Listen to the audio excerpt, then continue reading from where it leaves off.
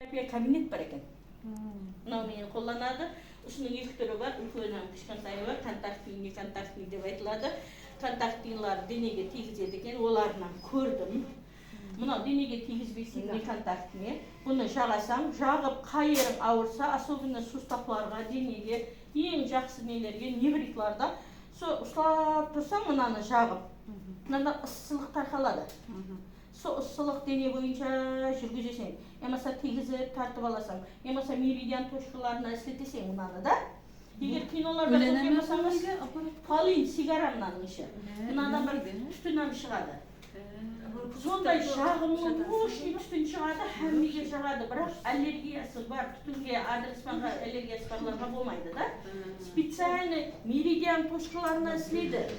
Қытайда, телевизорларда мукситерапия дегенді ашсаңыз, специально ұсынуменен занимация ететін докторлар бар.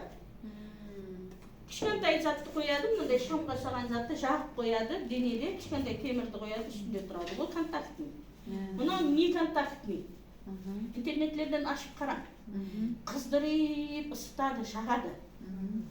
Сондай неврикларға сондай жақсы. Жақсы тәсір етеді. Инсульттан кейінгі халатқа да болады. Әмме кеселдіктерге, аллергиясы мына еске болмаса болады. Енді точный осы тәсірді, осы действияны біздің аппаратымыз береді. Ана нәрсесіз. Нәрсесіз. Және бір терапия бұнаның ішінде бар. Түсіндіріңіз ба? Зинда аппараттың 4-ші толқыны ұсы мокситерапия қыздырушы эффекті береді.